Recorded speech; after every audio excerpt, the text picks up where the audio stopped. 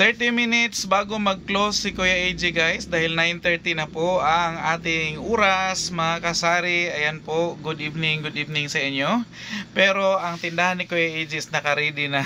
Ganito ang ginagawa ni Kuya AJ guys kung pasarado na, dahil 10 o'clock ang sara namin, ang close namin pala. So nakaligpit na lahat ng mga paninda ni Kuya AJ, lalong lalo na yung mga nakabitay dito, yung naka hay sa Bisaya pa. Ano yung mga nakahay dito na mga benta ni Kuya AJ, mga tuyo, munggo, asukal, ng mga ripak ni Kuya AJ is nakaligpit na. Pati ang ating gulayan is nakaligpit, naka-fold ng ganyan. Tapos mamaya ang itlog, ito iligpit ko din. Dami kong nililigpit guys, kaya kailangan mga 30 minutes before ang ating closing time is naka-ready na ang tindahan ni Kuya AJ. Bakit? So bakit mamaya sasabihin ko, may bibili lang po. So tuloy tayo. Bakit nakaligpit na ang tindahan ni Kuya AJ? Para mabilis na lang guys. Dahil alam natin na pag closing time na is maraming maghahabol. So matagalan ka bago maka-close kung hindi ka nagligpit muna bago ang oras talaga ng pag-close. So yun ang ginagawa ni Kuya AJ, magligpit mga 30 minutes or 15 minutes bago tayo mag-close is nagkaligpit na lahat yung mga dapat iligpit. Bakit nagliligpit si Kuya AJ? Alam niyo, yung mga ripak madali kasi siya mangat-ngat, so kailangan siya iligpit. So kailangan nasa safe siya na lagayan. Kung hindi ko man siya ibitay dyan sa taas sa kisame, kailangan nakalagay siya sa mga lagayan na hindi po mangat-ngat na ating mga kaibigan. Dahil until now is hindi pa rin nasusolusyonan ang problema ni Kuya AJ dito sa aming tindahan. Alam ko, problema din ito ng ating mga kasari.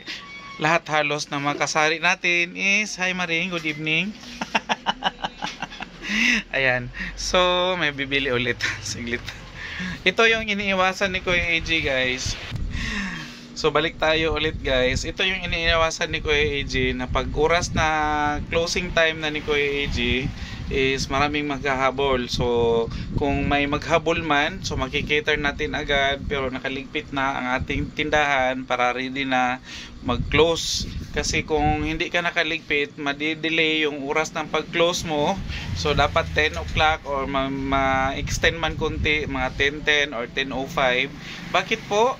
Dahil paalala lang ni Kuya AJ at para aware na rin ang lahat nating mga kasari, lalong lalo na dahil ngayon dito sa lugar namin is maraming mga pangyayari na hindi mo inaasahan na mangyari, pero kailangan doble ingat tayo guys. Awareness na rin sa ating mga kasari, lalong lalo na sa iba't ibang lugar, hindi naman dito lang sa amin. Sunod-sunod na kasi ang mga serye ng mga lungkab sa nakawan, yung mga saradong tindahan, pino-force entry ng mga masasamang elemento. So kailangan mag-ingat tayo guys.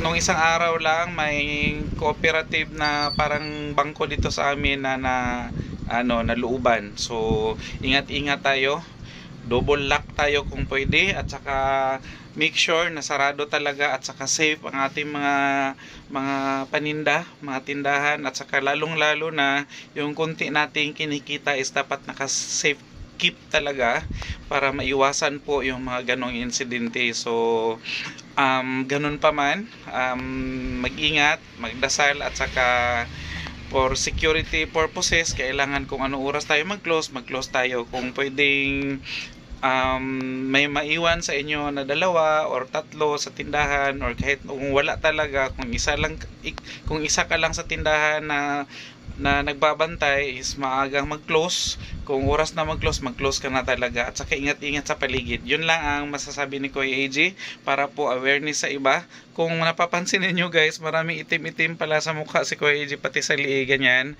Kasi ako guys, nagpatanggal ng warts.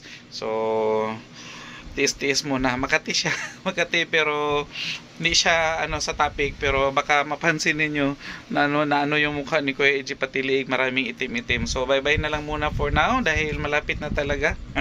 Malapit na. Malayo-layo pa guys. Marami pang may mga 30 minutes, mga 15 minutes pa or 20 minutes pa bago mag-close si Kuya Agent. Bye bye muna for now. Kunting update lang and paalala sa ating mga kasari, lalong lalo na guys yung mga kasari natin na yung hindi masyadong matao ang lugar nila. So ingat-ingat and God bless.